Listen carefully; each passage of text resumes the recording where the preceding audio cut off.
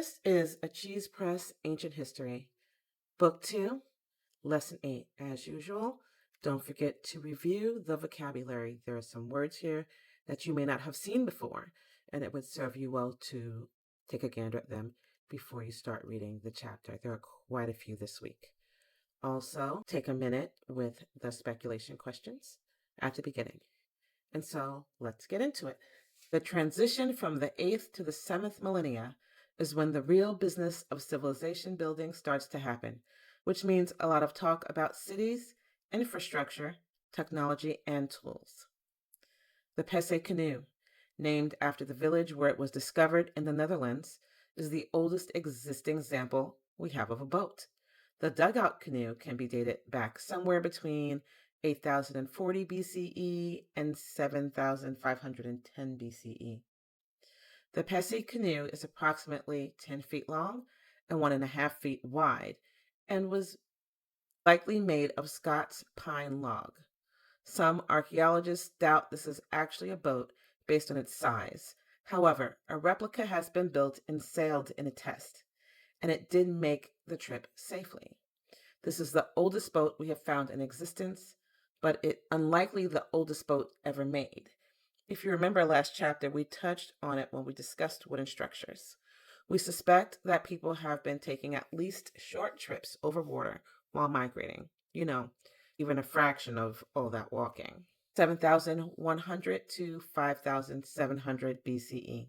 One of the most interesting examples of early civilization was found in modern-day Anatolia, central Turkey. Çatalhöyük was a large proto-city whose population experienced a 700-year transition into their own Neolithic revolution. The city's construction represents the shift into an agricultural lifestyle. Çatalhöyük was big for this time period, expand approximately 32 acres of space.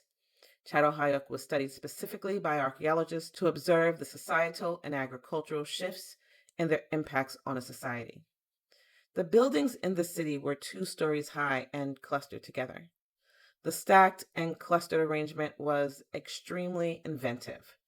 The settlement managed to house what may have been up to 10,000 people at the peak of its population. It managed to sustain this many people through one of its unique functions. People literally lived their lives stacked on top of each other. The houses were made of mud with a timber framework. The roofs were used as streets. The ladders were used to get to the higher stories. People were literally walking on top of each other's houses to get around from place to place. The amount of broken bones found in graves suggests that falling was not uncommon. The design may have had a protective function, though we do not know from who or what. A large number of cranial injuries found on skeletons from this area seem to show evidence of conflict during the middle period of this culture, when the population was most dense, around 6,250 to 5,400 BCE, when the city reached its peak, or they were just falling on their heads. It happened mostly during a singular period of time, though, so conflict seems like a logical assumption. Either that, or they needed to replace their ladders. The homes were surprisingly sanitary when you consider the literal mounds of trash that were heaped outside the city, hinting that people here had some sort of sanitation procedures, which probably begins with removing the trash from their living spaces. It seems that when homes were too old to inhabit, about 50 to 100 years old, they were filled and abandoned. New ones were then built on top of the same floor plan as their previous home. Ovens and hearths were also built on top of each other in the southern part of the house. Eventually, some structures ended up 7 stories high, up to 68 feet. Seasonally, a layer of plaster would be added to the outside of the structure. Despite the literal stacked vertical lifestyle, it seemed that these people avoided hierarchical power structure and lived an egalitarian lifestyle. There is no evidence in these homes of higher or lower statuses. All home layouts were exactly the same, and there was no separation of neighborhoods designating lower or higher classes. All living spaces were clustered together. There is also no evidence of a singular space to gather or worship. They buried their dead and had their religious activities on the northern side of their homes. Some people had more burials and more elaborate altars than others. These were likely for community elders and religious leaders. If there was anyone in charge, it was likely the elders. The altars in these homes had a good number of animal carvings and figurines placed strategically in specific locations. It seems like this community had lived closely with the dead and may have practiced a type of ancestor veneration. They would have body parts encased in plaster to keep them around, and the dead were buried beneath the floors of the house. It seems like they would uncover bodies and place new ones in the graves with them, likely to denote a close relationship those people had in life. And there were many missing body pieces that their families likely kept. Some homes were also decorated with religious images depicting hunting scenes, with male hunters and female mother goddesses devoted to agricultural fertility. The people in the society had begun to develop production activities and specialized skills, which is very rare for this time period. There were now skilled tools and jewelry makers. This surplus of goods gave them the ability to trade with other smaller communities and likely rule over them, which seems rude considering their own societal structure. The excavation of the site started in 1958 by James Millard, one of the first archaeologists. The dig was forced to halt in 1960 and stayed closed until the 1990s due to controversies surrounding the site. Originally, scientists thought the area must have been wet at the time, maybe explaining the upward trajectory of the housing. However, the crops they kept at the time would not have survived in wetlands. We now believe that the landscape was hilly and had several streams in the area. As far as the diets of the Çatalhöyük inhabitants were concerned, they ate wheat, barley, lentils, peas, and legumes. They also kept animals for meat. Findings seem to show that the elders were better fed.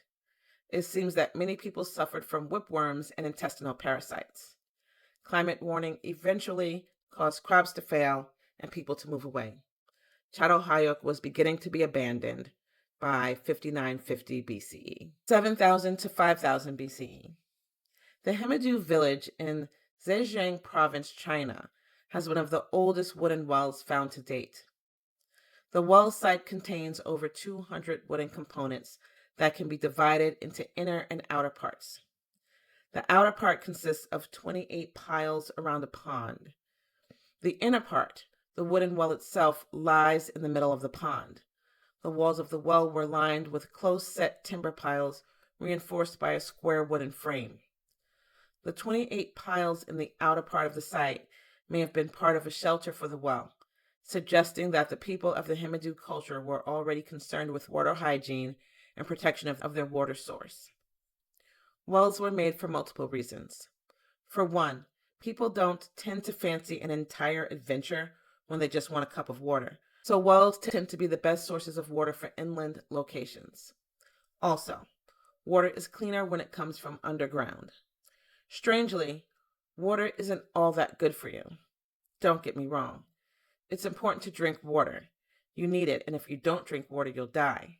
However, raw water is very easily tainted and can get you very sick.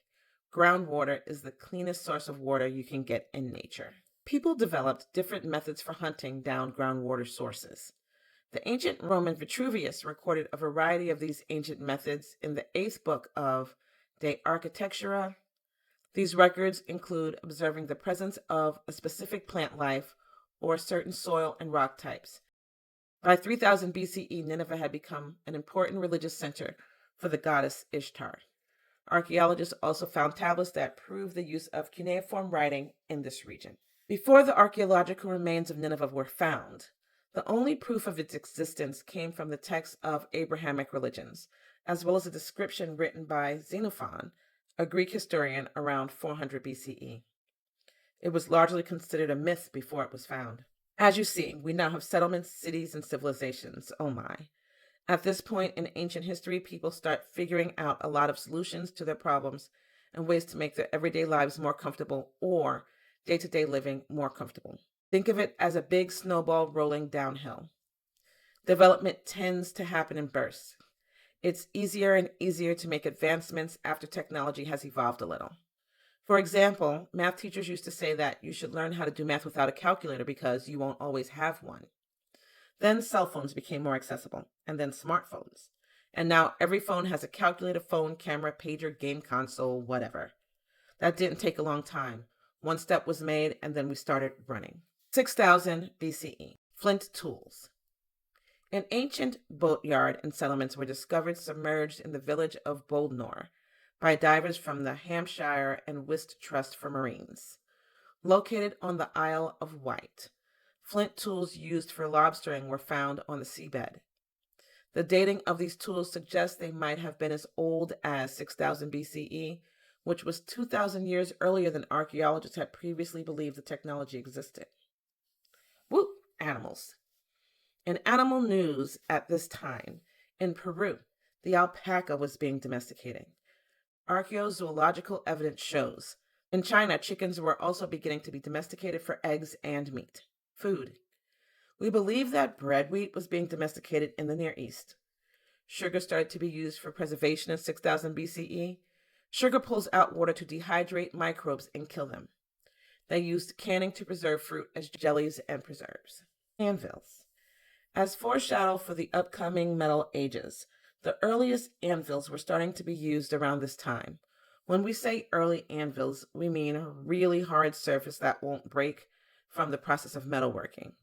It appears that meteorite pieces were used as some of the oldest anvils, which, being mostly made of iron, fits the bill for a super hard surface. 5500 BCE. Plows. Over in Sumer, Egypt, they were inventing the plow, or more specifically, scratch plows, which is super exciting, not just because this tool meant having a faster turnaround in farming practices, but also because plows are still super familiar now. Obviously, we've improved this technology significantly, but we're not above using plows. 5500 to 5300 BCE. Proto-writing. Being firmly in the era of history, writing was beginning to emerge. In modern-day Transylvania, Romania, it was probably Dracula. He seems well-educated. Kidding. Archaeologists have found stone tablets with symbols on them. These writings, known as Vinca symbols and Danube script, were a very early form of writing and predates Minoan, which is the earliest known official writing in Europe. 5260 BCE. Writing. In Greece, a wooden tablet with early writing was discovered while excavating a site in what used to be Macedonia. The Dispilio tablet has not been and will likely never be deciphered, since the writing is entirely unknown to us. 5000 to 2000 BCE. Neolithic China. The Yangshao culture was a people who lived in the Yellow River Valley, mainly in what is now the Henan province in China. These people were very important to the development of Chinese civilization. They were advanced in many areas, including hunting practices, agriculture, and pottery. Plus, they had jade. 5000 BCE. Levers. Egyptians invented levers. It kind of feels correct in a linear sense. That's the technology that should come next, while also feeling distractingly late in the timeline. Why did it take us millions of years to get a hold of seesaws? However, humans are still figuring out literacy. We can only ask for so much. The first levers were used for simple balance scales, but they eventually moved onto cranes, switches, and pulleys, which had all come into use by the 4th century BCE. Wells. At the same time, more advanced well systems were being made in villages in Himidu, China. Central America. Well, they were domesticating avocados and maize, which is a much earlier version of corn. Graves. Finishing out the century with graves. Actually, a singular monolithic tomb in France. This type of grave is called a dolmen, a single chamber consisting of 2 vertical megaliths, supporting a 3rd horizontal one placed on top. There are many of these all around the world, which, in and of itself, is an interesting statement about human mentality and the universal want to erect landmarks and to mark graves. They could have used smaller rocks. It would have been much easier. Humanity literally just figured out seesaws. However, for some reason, we must find the biggest rock possible and lift it, even though it will take a great deal of effort to mark the grave that way. That says something. What does it say exactly? No idea, but it's interesting. In Western Europe, passage graves or passage tombs were created. These were similar but more intricate than dolmen graves. They consist of megaliths making a narrow access passage leading into one or more burial chambers covered by earth or stone. Middle East Copper Age. Middle Eastern cultures were beginning to make big steps in their development around this time. They had hit their early Copper Age around 4500 BCE and were entering their late Copper Age around 4000 BCE. At this point, they were developing writing, metalworking, and new tools. This is when they invented the wheel. That's right, we figured out how to roll things effectively after seesaws. Is there a Copper Age? Is there not a Copper Age? This debate seems to have been going on since the 19th century. Reed boats. Back in Egypt, reed boats were becoming a thing. They were made of bundles of totora reeds tied together, and depending on the size, some also had sails. These were thought to be the first boats deliberately made instead of just hollowing something out. 3800 BCE, Nubian civilization. Finally, the first evidence of Nubian civilization can be traced back to 3800 BCE. This group has been labeled as A group. This area would be called the Kingdom of Kush for around 2,000 years. And with that, we're beginning to wrap up the Stone Age and enter the Copper Age. We cannot mention enough how wishy the entire concept of the Copper Age is. Of all the overlapping and wibbly-wobbly parameters there are around ages, the Copper Age is the worst one to try to pin down. What we are calling the Copper Age didn't really exist as an age per se. The ages are based on the use of tools, and copper never really functioned well as a tool on its own. The Bronze Age quickly followed behind as copper was mixed with other metals, such as tin, to make stronger weapons and tools. As you can see, none of this is going to be straightforward or the same from place to place. At this time in history, we're already knee-deep in the Copper Age. Some places like the Near East, Asia Minor, Mesopotamia, and chunks of the Mediterranean have been in their Copper Age since about 5500 BCE. In fact, parts of Europe have been in their Copper Age since around 4500 BCE. As we begin to transition into the Metal Ages, which will be an absolute pleasure and not at all difficult to keep up with, keep in mind that this isn't the same from place to place. For some places, we're even going to end up skipping the Copper Age completely, since they're so hard to track. So yeah, technically entering the Copper Age. But if we're talking about tools and weapons, we're actually entering the Bronze Age. That was Lesson 2, Book 8 of CheesePress Ancient History. There's a video link here you might want to check out. There's some literature that's appropriate to what we're talking about. There's some grammar exercises. And finally, there are some contemplation questions for you to consider. Till next time.